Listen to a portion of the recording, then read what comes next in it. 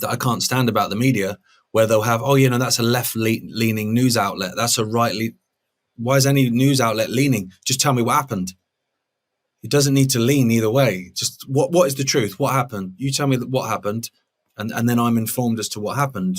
Not your version of events, not what you want me to think. Have you heard of the Sirt food diet? Well, it's actually not a restrictive diet at all. It's all about specific foods you should be adding to your diet. You may know some big names who have actually followed this, like a world famous singer, which we can't mention here, but she reportedly lost 100 pounds using this exact same method in 2019. Mixed martial artist Conor McGregor claims to have used this as well. Now the two international best-selling authors who created the Sirt food diet, Glenn Madden and Aidan Goggins, have a new, even more incredible way to get these potent Sirt foods to all Americans by combining them all into one revolutionary, powerful drink. It's called Ultimate Sirt Juice. It was designed to help you lose weight, support your overall health, and give you more energy to do the things you love. Go get your supply of Ultimate Sirt Juice now with a $20 discount by going to getsirt.com/inspired. That's getsirt.com/inspired, or click on a link in the description box down below.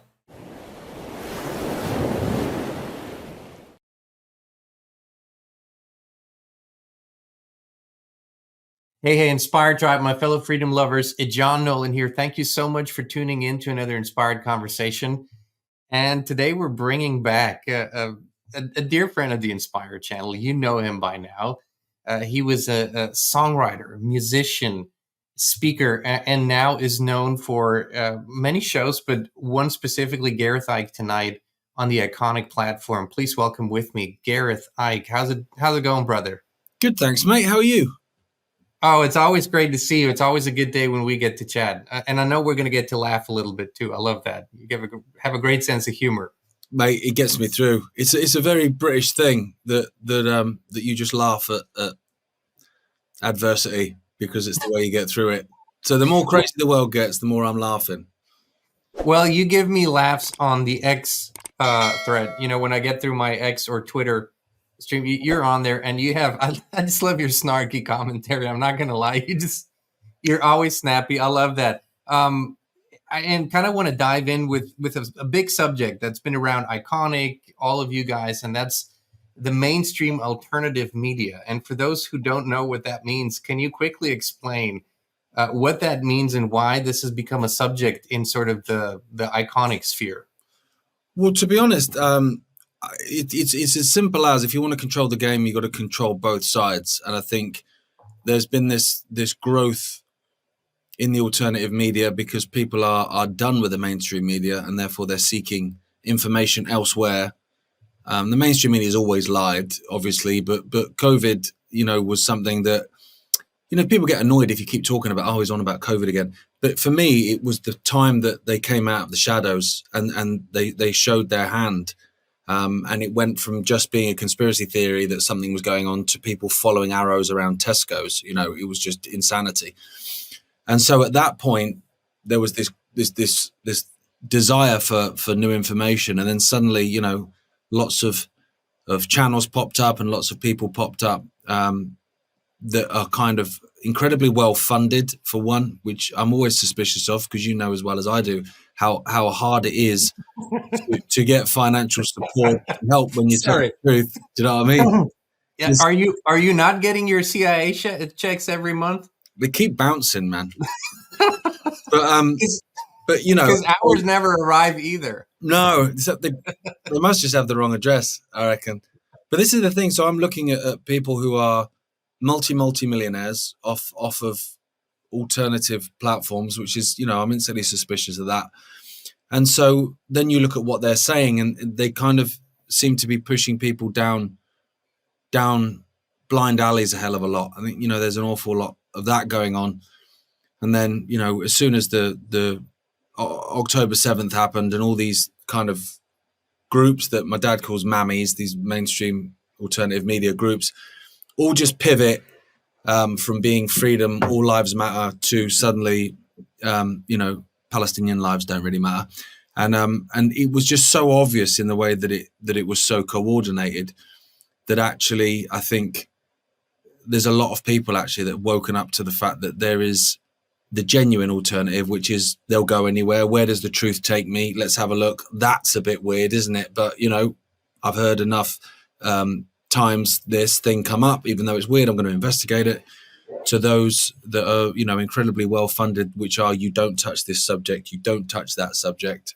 You can touch this subject, you know, you can attack Muslims as much as you want, and that's fine. Just don't say anything about Israel. That actually that's just become so obvious now. And I think it is a concern for sure, because you've got real alternative voices being silenced. And then you've got people like Elon Musk, who's putting chips in people's brains and sticking 5G in space, which is now the king of free speech, king of freedom, king of the alternative. It's pretty obvious really now that there's something going on with that, I think, mate, to be honest. But, you know, Gareth, I'm glad you touched on the COVID thing, because what we experienced was, because of the extraordinary pressure that was put on all of humanity, all at a sudden, you know, it's like happening. People were sort of, you know, they were like, okay, let's get together, those who could see, and we're just for freedom. That's what unites us. That's all, right? And so for a while, this was really a growing but beautiful movement of people just saying, we'll just unite for freedom. No matter what religion, what color, it doesn't really matter, freedom. And then when the pressure subsided, I felt like everybody was sort of sinking back into their subconscious programming. Oh, we got to make money. Oh, here we got to look at our profits. And yeah, well, we'll just not talk about it. It's not that important. We'll not talk about it, like you say. And then you had October 7th, which I wanted to touch on next, which is deeply connected to this whole subject.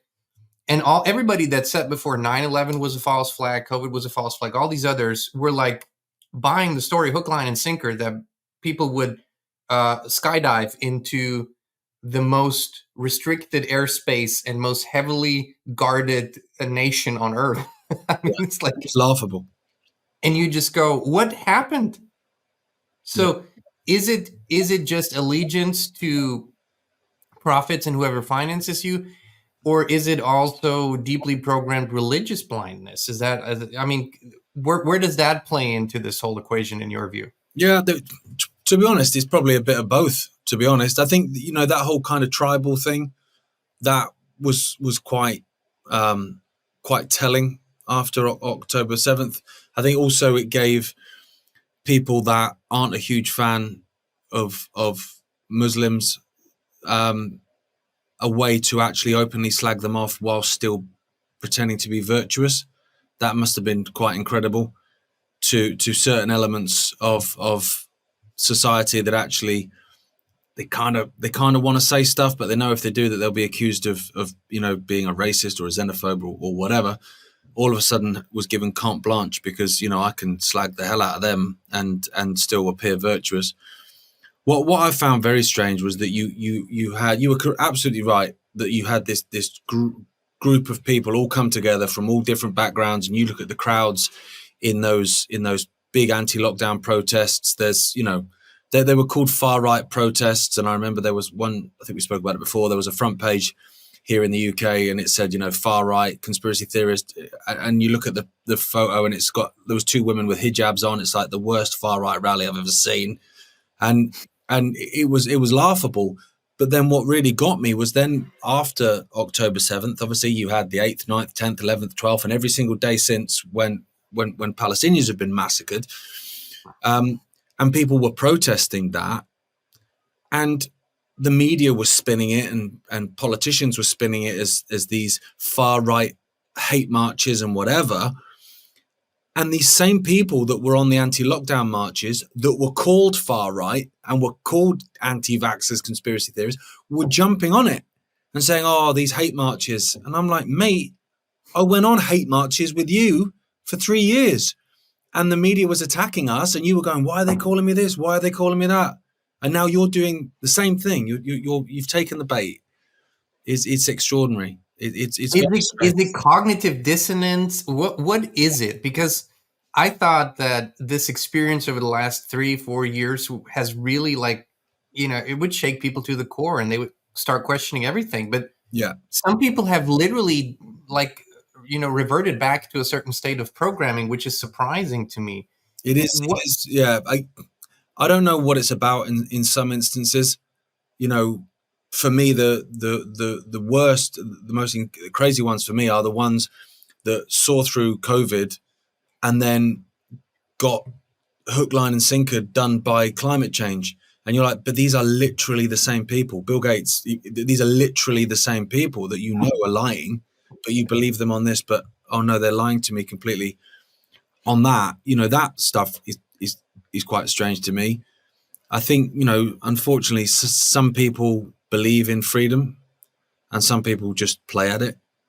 So some people believe in freedom for humanity, whether you're straight, gay, whatever color you are, whatever, religious, God, whatever, doesn't matter.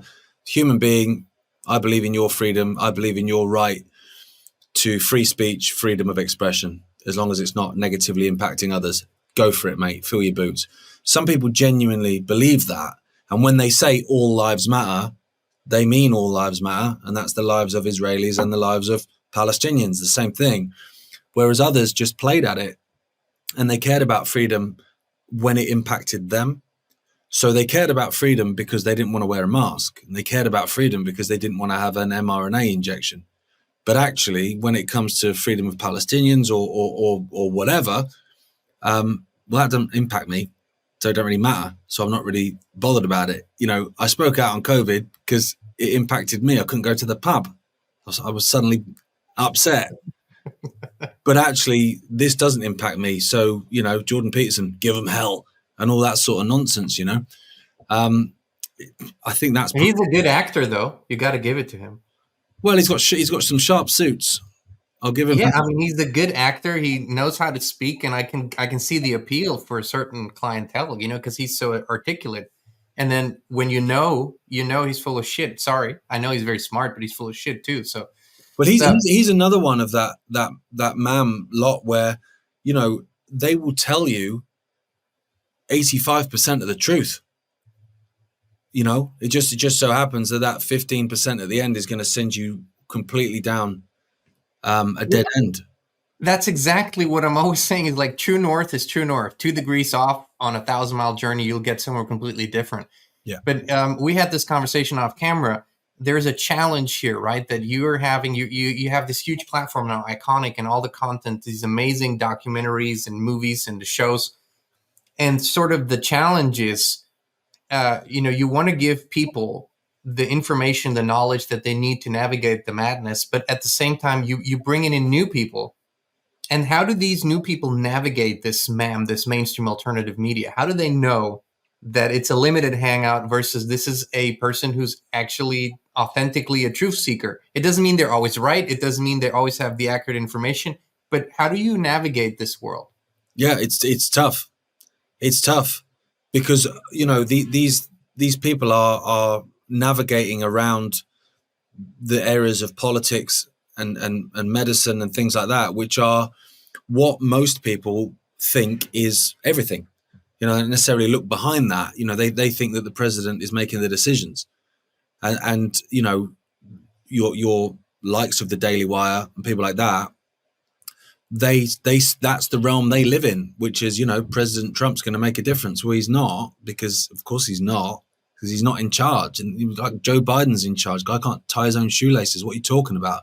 But they will live in that realm, which is where most people are in their first little while of waking up to something going on. They think it's on a political level.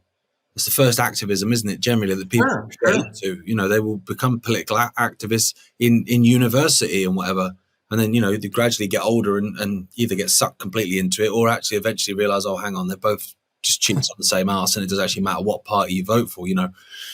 And so for me, how I try and do things anyway, mate, is just the question is it true? That's it. It doesn't matter who's saying it. It doesn't matter whether it's confirming a bias within me, because that's what a lot of people will do. They'll at the end of the day, I'm left wing. I'm a Democrat, so I watch CNN. Well, that just confirms to me everything I already believe. And if I'm a Republican, then I'll watch Fox. And for me, that's one thing that I can't stand about the media. where they'll have, oh, that's a left-leaning news outlet. That's a right. Why is any news outlet leaning? Just tell me what happened. It doesn't need to lean either way. Just what is the truth? What happened? You tell me what happened, and then I'm informed as to what happened. Not your version of events, not what you want me to think. Do you know what I mean? And so that has just become even more partisan now within the media. I mean, I'm trying to think now of a news outlet that's not leaning one way or another. I actually can't think of one. I don't think there's any balance in anything by design too. Also, I think we're in a time where people are now craving this polarity and screaming and the righteous anger and all that stuff that usually, like you say, I mean, you can have commentary, but if you just want to know what happened, just tell me the stats and get on with it. But that's it. People live in the black and white, though. Pardon me? People live in the black and white. Well, it's become that way, right? Yeah. Because if it doesn't scream at you from your screen, if it doesn't like get your attention in the first second, people just keep scrolling, and it's like, so now even those people who pretended to be more serious news media outlets are becoming these comical shows. Yeah. I want to quickly go back to Israel because this is going to be the subject that's still going to continue to go on, and the reason is not some 2024 conflict or 2023 conflict. The reason is a long old plan to have this be the center of this conflict. What's your, how do you explain to people that this has all been planned in advance, and whatever we see now play out, sure, the general in the military or the subordinate there might believe exactly what's happening and believe in the story, but there's a bigger picture, and that bigger picture is this conflict was always going to happen.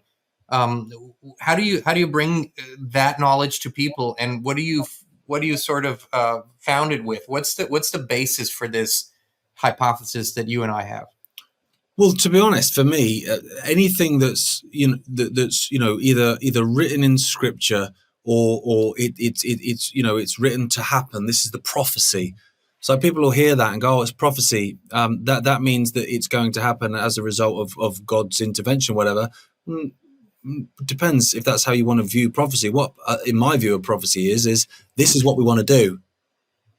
That's what we want. And so, the third Solomon's temple is the prophecy. So that's not the prophecy. That's what you want. You want Alaska out the way. You want the Palestinians out the way.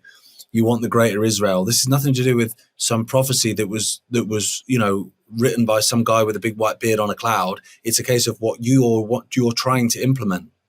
And so then you can then just look at all these tiny things that seem to happen that are completely, irrelevant to each other in most people's minds, and you go, well, actually, no, that plays into this hand because of this, and this fits in with this, and this, this poking of Iran. I mean, I'm not a huge fan of Iran. I think all these nations are all at the highest level are all working for the same dark entities anyway. I care about the Iranian people. I care about the Israeli people and Palestinian people.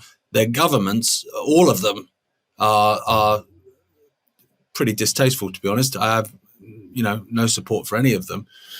But this kind of play to poke Iran so that Iran retaliates and all this sort of stuff, and you can just see it that it's going to create some kind of conflict that will just evolve and evolve and evolve. And I said a couple of weeks ago, or maybe a week ago, what are the odds of a stray missile hitting Temple Mount? I'd say they're pretty high. Oh no, but the mosque has been destroyed now. Oh well. But it's like you said before. This people go and then they go, this confirms everything that I read in the Bible. This confirms everything that's been put out there. And you go, okay, so you've realized a lot of things about a lot of things in the world. Have you ever stopped and wondered if who actually wrote these books in the Bible? Because there's many authors that are actually unknown. What languages were they written in? When were they written? Over a span of 1,500 years. Yeah. Were they misinterpreted? Were they translated? And so you have all these, and people, seems to be like a spectrum that you're not allowed to question. You're not allowed to say it. For some reason, there's one book or one set of books in the world that is protected against all manipulation, even though we can prove it. and it keeps people in this box, right? And so everything that happens here, that's from our perspective here, because the United States is a pretty Christian country in many ways still. There's this, these are the chosen people, and this is prophecy, this is scripture, this is how it plays out, and God will protect his chosen people, and so Israel gets to do whatever it wants to do, no matter what. Everything is okay. Yeah. But like you say, the ones that are suffering are the Palestinian people, the Israeli people, the Iranian people, and all people of the world now. Absolutely. And that, and the perfect example of that is just, how the Israeli people were treated during COVID. I mean, they were lab rats. They were lab rats for Pfizer. And, I'm not having this. I don't think anyone is God's chosen people. Like, I'm not having that. If Benjamin Netanyahu is your chosen person, you are scraping the barrel. I'm sorry, but you are, we are all. I'm not a religious man, but I do believe that we're all created equal. I do believe that we're all one human family, whatever divisions they want to put in place.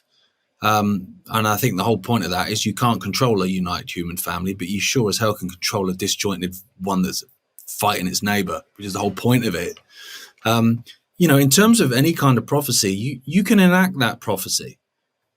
It doesn't, and then it's the same reason, mate, why I don't bother with having psychic readings. Like, I've got mates that will go and see a psychic and they'll tell them stuff like that. Now, I have no problem with that. I have no problem with clairvoyance or anything alternative. I mean, my name's Ike, for crying out loud. I'm pretty open to everything.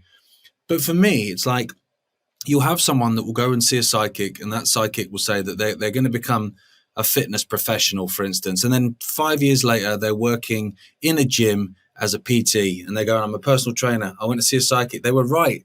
It's like, were they right, or did they tell you were going to do something? So you went off and studied your ass off. You got the qualifications to be a personal trainer, and then you became a PT. Is that prophecy, or is that you just doing what they said you would do because they said you would do it? That's me. Exactly. I mean, I've been offered astrology readings and all of that. I have one in my life, and I had it and then I forgot about it, which is kind of, I think, the best way to go anyways. But I agree with you. It's like, I don't want that kind of imprint on my spirit and on my journey. I'd rather experience it on my own and cherish the moment that we're in.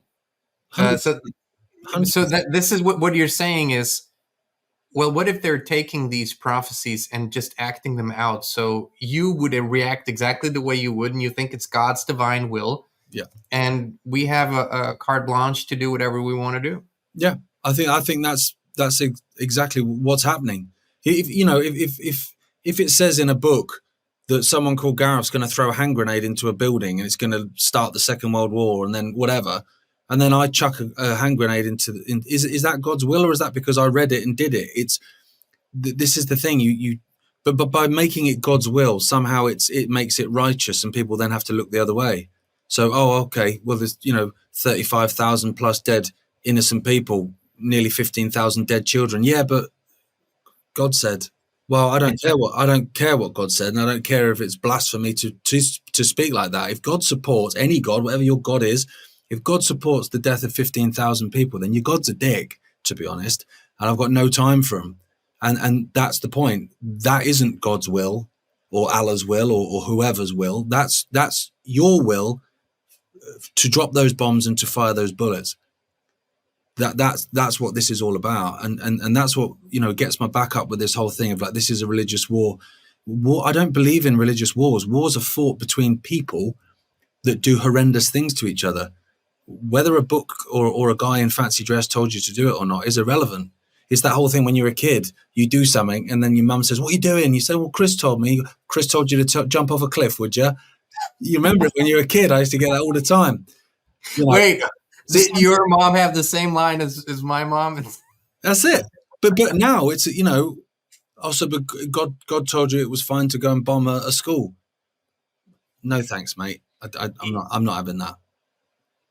As horrific as the situation is, and as tragic as it is for those who are involved, and I think we kind of have to always remember that for those from the outside looking in, we can't imagine certain horrors and certain things that are happening. We simply can't. We can try, but we can't really imagine. And but there's another perspective to this, that this huge conflict, it's been attempted, they attempted this to happen a long time ago. They tried it in the 90s, and somehow, and you really can't really put your finger on it, but somehow it never really worked out to become this huge thing. And I think ever since 9/11, in one way, shape, or form, they tried to ignite that. Yeah. But it seems not to turn into this big World War III event. And I wonder if it is simply because more and more people are waking up and they're just not buying the story. And do you think that this, as bad as it looks and as bad as it is, might not turn into the World War III scenario that they wanted to because of the people and their awakening? I sincerely hope so. I agree with you. I think they tried to ignite it in Syria. I think they tried very hard to ignite it in Syria, actually, and it didn't quite happen. I think Ukraine was supposed to be bigger. I think that was supposed to ignite more and pull maybe China into that. And I think the South China Sea is something to keep an eye on as well. I'm sure they're going to try and get something going on there as well. That's the thing, people speak about World War III. As my understanding, it is a world war by definition is a war that takes place over 3 continents. Well, if Iran are fighting with the Israelis, that's not a world war. So this has to be kicking off in different places. And I think that's the plan. I think part of it is down to an awakening. And I think that's why they're running for the finish line, because they can see that there's an awakening. I think COVID woke up a hell of a lot of people, and people will think, well, what's COVID got to do with a world war? Well, for one, a trust of authority is a huge thing that you would need to follow your leaders into a war, and that trust isn't there, largely as a result of the COVID era and all that sort of nonsense that went on. But I also think that there's almost like a bit of a backfire as well. And what I mean is by that is that actually we've been taught for decades to be fair, pretty apathetic to the plights of others. Screw them. Look after yourself. I want everything yesterday. In the West, it's all about, whatever happens over there is somewhere over the rainbow. Don't worry about them. Look after yourself. And so by creating that, you've created a society that is divided because people don't care about each other as much as they should. They don't, on the whole, see each other as brothers and sisters. They don't, unfortunately. We do. And to be fair, there are more people now that do that, but there's also a hell of a lot that don't. But also what you create by doing that is, sure, you create a society that's probably easier to control because they all hate each other, but you're also going to get a lot less support for a foreign war, because that everyday American or that everyday Brit that doesn't give a toss about other people now, he's going to be a lot harder to persuade to put his hand in his pocket or pick up a rifle and go and fight for a nation 2,000 miles away. Because why would you? I don't care about them. I'll be honest, Gareth. Christine and I are, we're doing these retreats about twice a year, and we always get a few veterans too. And so, there's of course all the PTSD and the horrible stuff that they go through because of an experience humans shouldn't experience. But there's this other thing that we noticed is what makes it worse is realizing that they were sent into wars, and they went in honorably, right, for the right reasons. They wanted to protect their country, make all of the right reasons. And then afterwards, they realized they've been just pawns in the game, and they've been used for whatever interests there were that had nothing to do with what the media and what the politicians said the conflict was about. And that made it worse for them, like psychologically a lot worse. But at the same time, it also made them realize, I would never do this again. And I would advise anyone against it because it's never what they say it is. Yeah. Now, you're a fighting age man. I'm a fighting age man. If we have to protect our family on home turf from a danger, we'll do it. But like hell, I'll never pick up a rifle to go into a war zone somewhere to protect an interest. I have, where's Bibi's son, by the way? Where's Netanyahu's son in all of this? Exactly. Is he fighting in the army right now? Is he protecting his home turf? I mean, you wouldn't go, right? No, he's drinking pina coladas in Miami, isn't he, at the minute? I think he's with Zelensky's family. Almost certainly, yeah. All those casino chips that our governments keep giving him. But this is the thing, actually, which I found very interesting. So here in the UK, I'm pretty sure it's probably quite similar in America, that white working class males are literally the bottom of the ladder.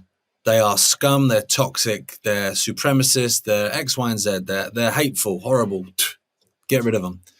And so we're subjected to that for at least 10, 15 years now, to the point where in the United Kingdom, white working class boys are the lowest achievers. They drop out of, well, they basically don't attend uni, and the ones that do drop out more. They're less successful. They more likely to be an alcoholic, more likely to be a drug addict, more likely to commit suicide than any other demographic. So there's this war on this particular group. And then they start talking about the fact that they might have to have conscription to go and fight the Russians. They were talking about that here. I think they might have even been talking about it in the States, but they were talking about it in here, and so there was a bit of a thing in the media of, oh my goodness, if they're going to be conscription, well, who are you going to go and get to fight for you? It's going to be in a nation that's 81% white. It's going to be white working class males that you're going to send to war. And so the reaction to the talk of conscription was, stick it up your ass. Why would I fight for a nation that hates me? Why would I bother? And I was literally like trolling through the comments on these news websites. I was looking at social media. I was having conversations with people. And there were people saying, mate, if Russia invaded, I would be on the beach to greet them, mate. and honestly, it was kind of, I don't think necessarily that the establishment was really expecting quite the backlash. But for me, I'm looking at it, I'm thinking, well, if you've basically hated on, slagged off, demoralized, destroyed a certain demographic, and then you knock on their door and say, will you come and fight for us? The answer is obviously going to be stick it up your ass, isn't it? Of course it's going to be that. It's just, it's mad. And so, that conscription model sort of, that fell off the newspaper front pages pretty quickly because the reaction was pretty strong. No thanks. And I imagine it will probably be the same in the US. Well, let me unpack this real quick. There's, out of all the fighting age males, there's only a certain group that would physically be able to do it. I mean, we're very out of shape. We're a very sick society, unfortunately, obese and depressed and whatnot. And the rest is probably not willing. Some people are, but again, I think there's a distinction. Like I said before, if there was a threat, whether, I mean, at the end of the day, when something comes your way, you don't have as much time to analyze it. If something comes your way, you have to defend yourself. So for that particular thing, yeah, people would go in and men would go in to defend this nation within the borders of its nation. Yeah. Beyond that, I think the willingness has gone really down. And I think they're not saying it, but I think this is causing troubles in the military because actually behind closed doors, I think there's a lot of conscientious objectors that are not following orders or that are secretly not following orders. And I think that's why these conflicts are not going the way they were planned, I think, to the highest level. So that's a good thing. Absolutely. Absolutely. That's something that gives me hope. But the thing is as well, like the second Iraq war, Afghanistan, Syria, these things are not that long ago. They're within living memory. So as someone that maybe is in the military or is a father or a mother of someone that's maybe signed up to the military or whatever, you're going to be looking at this going, well, hang on a minute. What's happening with Iran now? We need to preemptive strike Iran and all this sort of nonsense. Well, maybe I heard that about Saddam. And how did that turn out? We ended up murdering a million Iraqis, and then, more US soldiers committed suicide than were killed in the entire war because we just messed up people's heads so much. We created this absolute mental health meltdown and economic meltdown. It's like, no, I don't want to do that. I don't want to do that. I've seen it. I think we're sort of on the brink here. The question is whether we can see this through over the next few years, sort of peacefully, because the transition is happening. And one of the things that's happening in your country, and people are maybe realizing it more and more, it's the slow or not so slow phasing out of the royal family, which is a huge sign, by the way. Yeah. You can look at it both ways, but what's happening there? Because I think it's quite significant. We had Charles become king. We had him go on a military style climate campaign. And now things are really shifting. A lot of weird stuff going on. People not showing up on camera. Then weird looking clones or lookalikes. What's Dreadful happening with the Photoshop. royal family? Mate, it's a basket case. I mean, they're a basket case of a family anyway. That's like that much interbreeding will do that. But for me, I think that they want rid of the royal family because the royal family is, as much as I don't like it because I'm far from a royalist, it is a fabric of British society, whether people like that or not. It's true. Identity, right? It's something Identity. It is part of it. And if you want globalism and you want everything to amalgamate into everything else, you can't have national pride. You can't have national sovereignty. You can't have things that identify yourself as British or as American. And so all those things that you would consider to be American or British are slowly being erased, so that when your nation changes in a way that isn't positive, you're less likely to stand up and fight back against it because, well, whatever, I don't have any identity. There's been an attack on British identity for a very, very long time. I think the royal family are clinging on.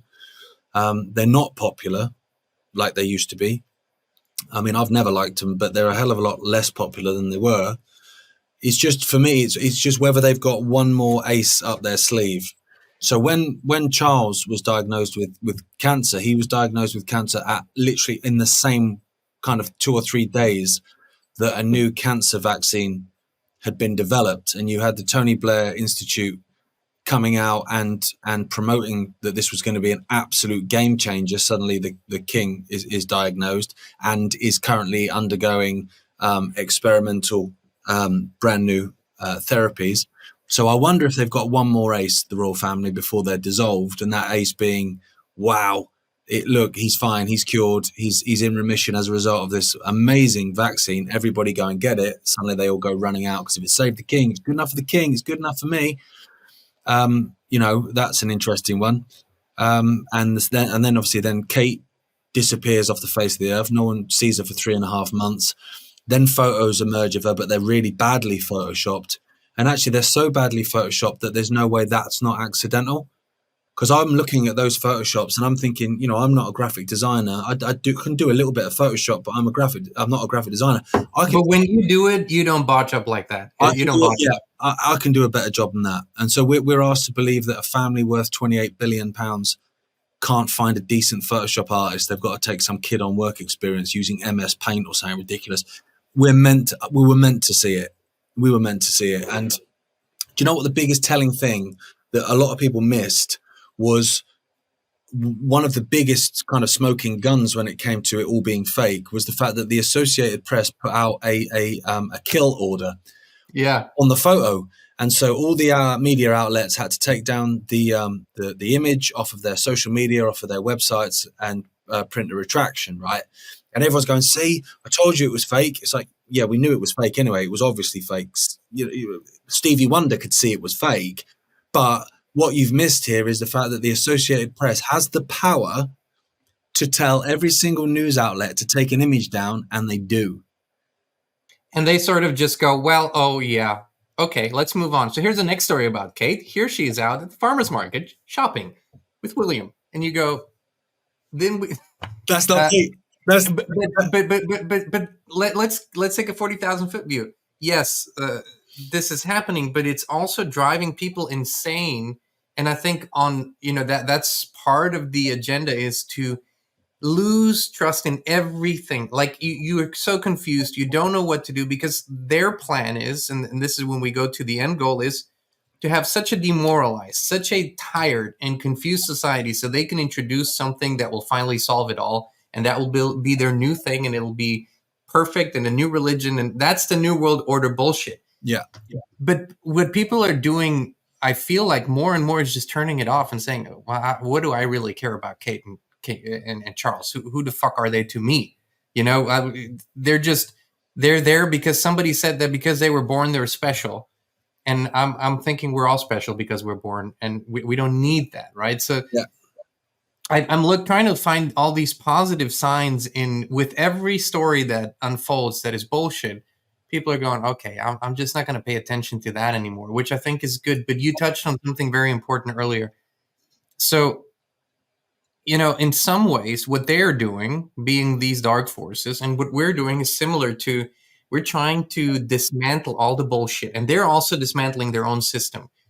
But the answer, I think, is vastly different from our point of view than from theirs. Yeah. So what do you think is something that will give people this sense of belonging again, the sense of more unity, a culture? What are the answers, and what can people look to for hope and maybe a different future?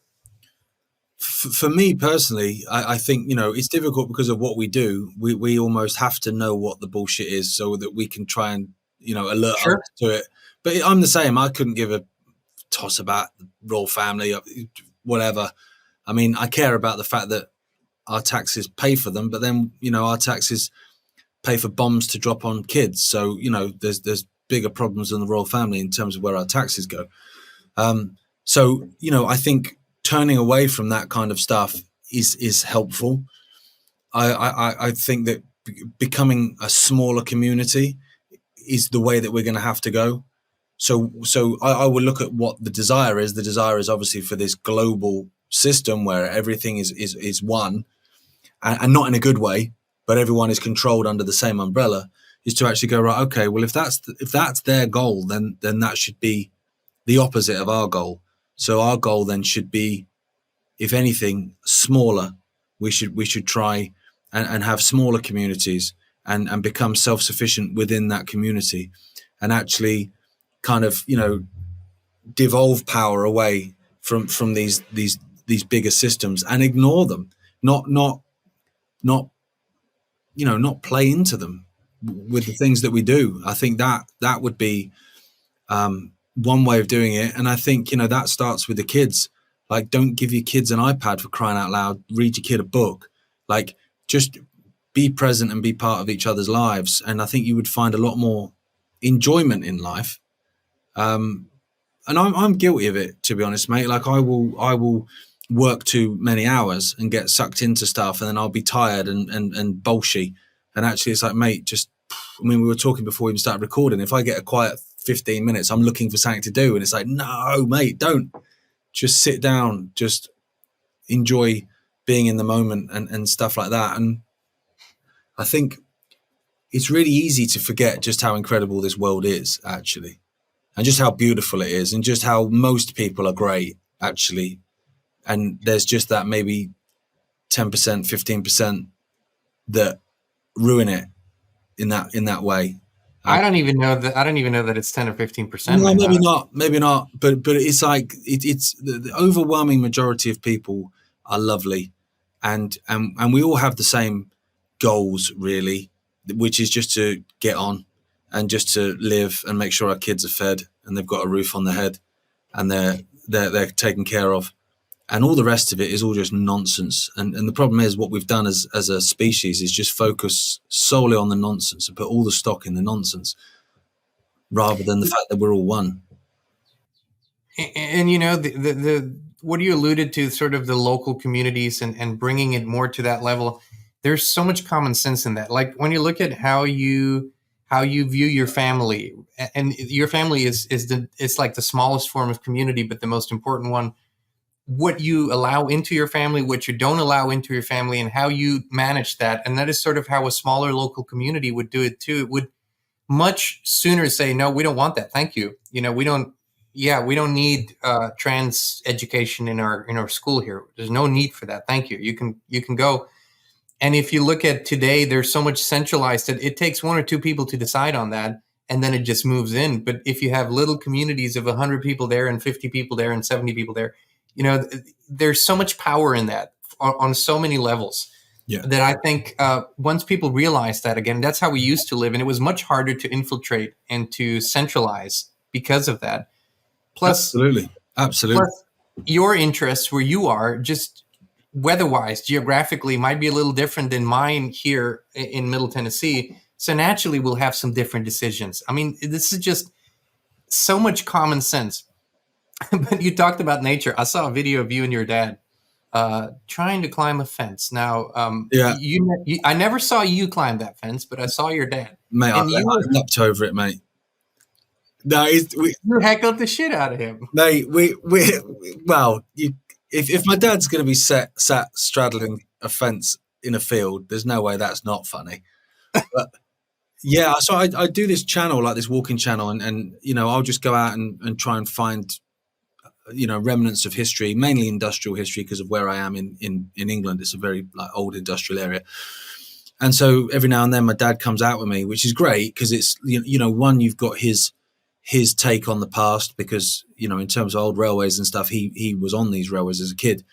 But also for me, it's just nice just to hang out with my dad because, you know, I live a long way from him. So it's, you know, you don't have that kind of father-son just hanging out, walking through the countryside, climbing over fences thing.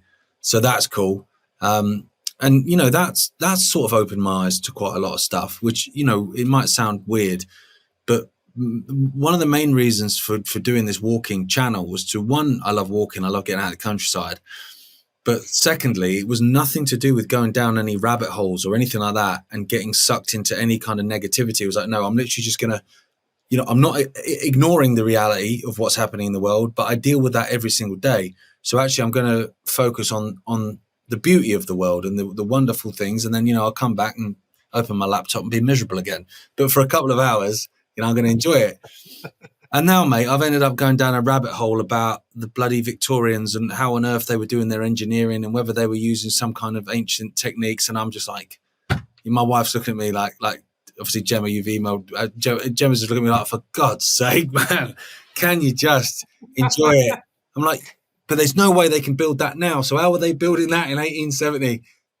And it's a legit question. But I am also thinking, I don't need another rabbit hole, man. It's almost like you can't escape it. I think it's just things that are becoming obvious, and I think we have awakened to them becoming obvious. I think, and to a large extent, we owe a lot of that to your dad. He was just relentlessly pushing things out there when nobody wanted to listen, and now the world is sort of caught up, and he's on to greener pastures. I also saw something. I saw people send me once or twice a year. I get a few photos of someone that looks just like me somewhere in the world, and I'm always like, so I did a test last year. I got one of those photos, and I sent it to my mom. No comment. And she's like, oh, where are you at in this photo? And I'm like, Mom, that's not me. How do you not see this? But you just got sent a photo of you in France in what? 1907. The late 1800s? Yeah, it was 1907, building a railway. It was an email out of nowhere going, you'll like this. That's wild. They were saying that they were a couple. They were like, we were in France and we looked at the site of this old railway and there's a big sign there. And I didn't realize you built it in 1907. And I was looking at that and I was thinking, that might be me, you know. But you know, I looked at this photo, even the way that person stood in the photo sort of reminded me a little bit of you. It kind of would be like the way I see you in photos. It just, yeah, I was laughing. But there are these instances of people, and we don't, of course, know if it's AI or deepfake, but there are these instances where you go through historic photos, and I've seen this in books. I literally went through old books down in Florida, and I saw some photos that I'd compared to modern day people that are alive now, and I just go, that's wild. So does this kind of play a little bit into this is a simulation and we keep coming back? Maybe, mate. Maybe. I saw one the other day, a Greta one, which blew my mind. Yeah. That was mad. I was actually Greta Thunberg, yeah. It was Greta Thunberg in like, what was it, like 18, whatever. I was like, shit, who wanted to bring her back? I'm sorry. Sorry. She doesn't age though, but she still just looks the same. She will do in 200 years as well. Yeah, do you know what? I'm at a point now where I'm so open to literally everything, you know, and I think a lot of people have got like that. And I know we've spoke about this before where, you know, the COVID stuff, it really opened so many people's eyes to that would have gone, oh, that's nonsense, which are now going, I don't know, man, maybe, you know, like for instance, like today, have you seen those Dubai floods? And it's obviously like cloud seeding. They've been cloud seeding in the Emirates for a long time. It's a freaking desert and it's got bloody grass and, you know, trees everywhere. Something's happening clearly. And And But that's not a secret. They've been cloud seeding officially since 2002. exactly, but people are looking at that going, oh, bloody conspiracy theory and all that stuff. And that's when I tweeted, I'll just say, mate, you're gonna have a wild ride when you read what they were doing in 1952 in Lynmouth, which is down in Devon in England. That the RAF were cloud seeding for a laugh, and they created a flood that killed 36 people. That was in 1952, and you think, mate, what are they doing in 2024? And so lots more people are now starting to become. I mean, you'll get those with their head buried in the desert in Dubai, of course, but a lot more people are starting to go, hang on a minute, and so the idea that I actually built that railway, I don't know, maybe I did. I'm open to it now.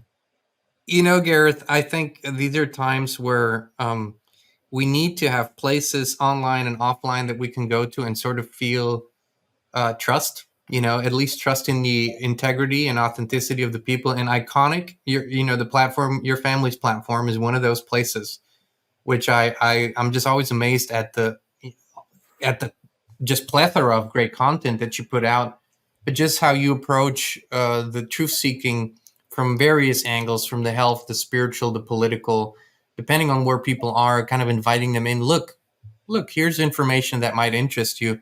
What's on the horizon for Iconic and in general for the Icke family? You guys are just putting out stuff like crazy.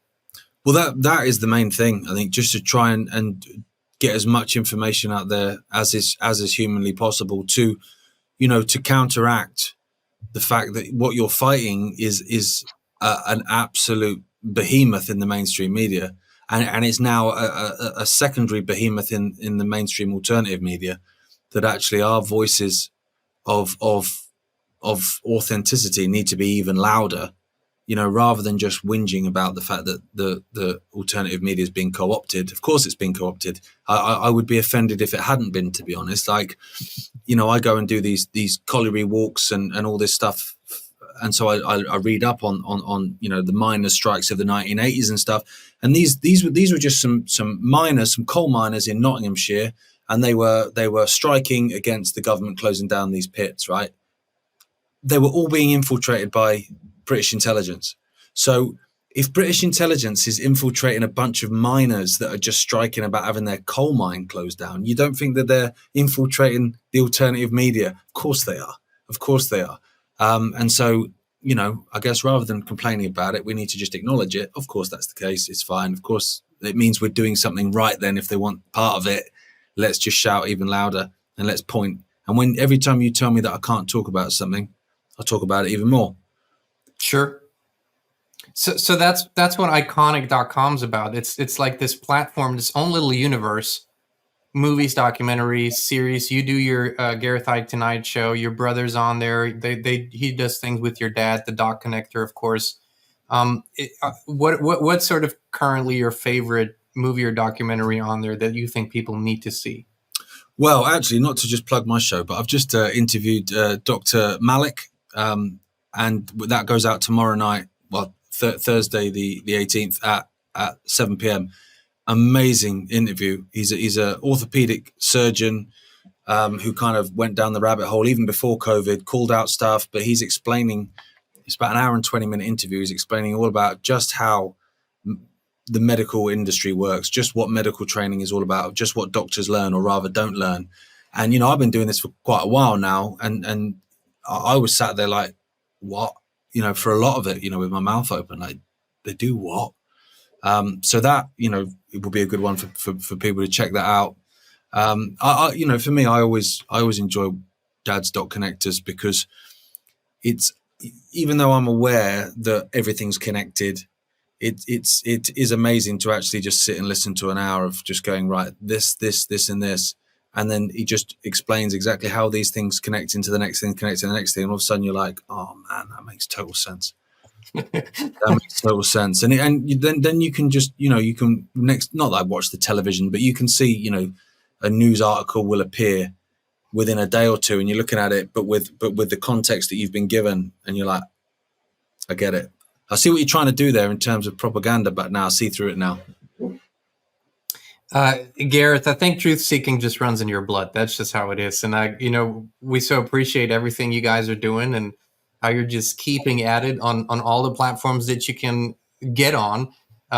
So I want to thank you for taking the time again today. I love your level-headed approach and also Pleasure. sometimes lighthearted. It's always fun to talk to you, and I think we're gauging the temperature on the world situation, and I'm hopeful. I am hopeful, but not because of any politician, not because of any white hat somewhere hidden doing some hidden things. I'm hopeful because of the human spirit. Let us know, where can people keep up with you, and are you hopeful too? 100%. 100%. I think, we focus a lot on the negative, and you have to, because you need to point it out. But, sometimes we need to look at the human family and just how incredible we are, particularly when we face adversity. We've got a new series coming out at the end of the month, which is called Powerful People. And it's literally, I'm just interviewing people that have been to hell and back, basically.